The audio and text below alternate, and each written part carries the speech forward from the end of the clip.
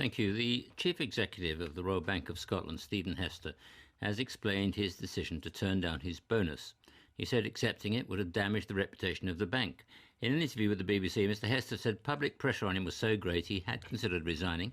He then went on to say that people should have a right to be successful. I believe strongly in issues to do with equality of opportunity. I believe in a progressive tax system. I have no problem paying more tax, but I don't think that, if you like, cutting off success or cutting down success is the way to go about fairness in society. So is that the way we do it? Are we cutting down success? Are we trying to ensure that people don't succeed? Do we demonise the successful? We'll have a chat to Mark Bloomfield, who is president of a business think tank based in Washington, called the American Council for Capital Formation. Give you an idea where he's coming from in this one. And Geraint Anderson worked in the city for 12 years and wrote a book about the whole business as well. Mark, first of all, do you think that Britain, and your expertise clearly is in America. In America, I guess it's fair to say that you do applaud success. No question. Let me tell you the parable of the European farmer and the American farmer. The European farmer has 3 cows and his neighbor has 5 cows, and the European farmer says, "Oh my God, this is outrageous. The only thing that is fair is to each of us have 4 cows." The American farmer has 3 cows, his neighbor has 4 cows, and he says, 4 cows, by God, I'm going to have 40 cows. And that is the difference culturally between the United States and your friends across the channel. Of course, not every Brit. No. Geraint Anderson, you're among those who's highlighted the excesses of the city, but is there a danger that we're going too far here? We're starting to just attack people because they make loads of money?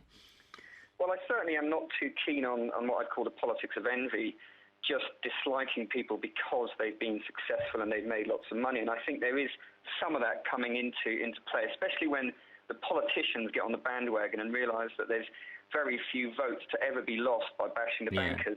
But the difference, I think, between myself and perhaps our American friend over there is I think there's many ways to gauge success, and I think if we get overly concerned with just material success, just making money, then I think we can lose sight of many other things. And there are very few businessmen who've been hugely successful who haven't done it by being extremely ruthless, extremely greedy, and probably doing lots of things that I think are morally questionable. Yeah, Mark, I remember reading a book many years ago. I'm trying to think of its name. I think it was called Bonfire of Vanities, and it was about the excesses of American capitalism, and that's really what the same thing as we've had happening in our city, and it just is offensive to a lot of people. That's the truth of the matter. It may be offensive, but there's another book that you may have read, and that's by Steve Jobs, his autobiography. Yeah.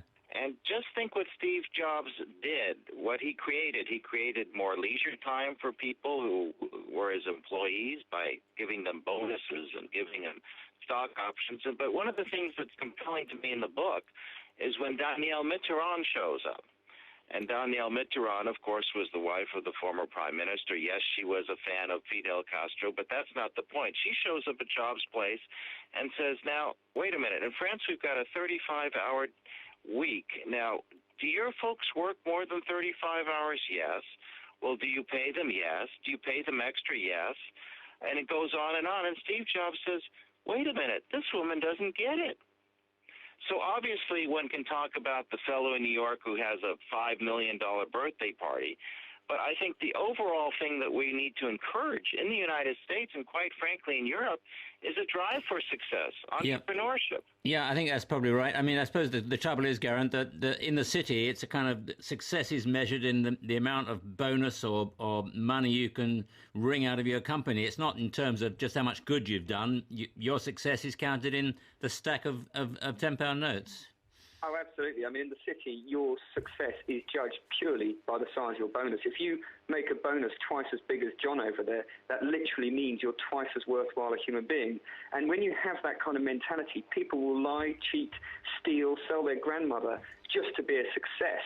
And what you actually find derives from that is the credit crunch. People sold toxic loans they knew were doomed to fail, but they didn't care because they made millions and millions of pounds in bonuses before the house of cards came tumbling down, and we're all suffering. So success, yes, but not at the expense of everyone else, not at the expense of the environment, not at the expense of society. And I'm afraid the two go hand in hand. And Mark, I think we can agree on this, that yes, success, but success with morality. You want some kind of code behind your desire for success, don't you?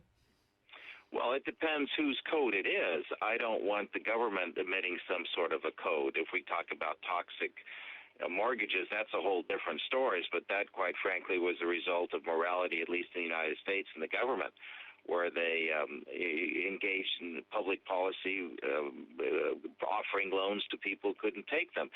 But no, I prefer staying with the individual. I prefer staying with the general public as opposed to morality imposed above, especially by a government. Maybe the difference is Steve Jobs was not on Wall Street.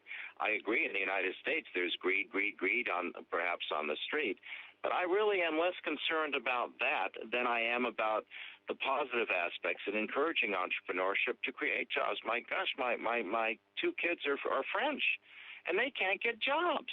Are we going to give them jobs by preaching about morality, or are we going to give them jobs by creating some entrepreneurship? Yeah, well, Mark, a nice point. Mark Bloomfield and Garrett Anderson, thank you to both. It's now 18 minutes before 7.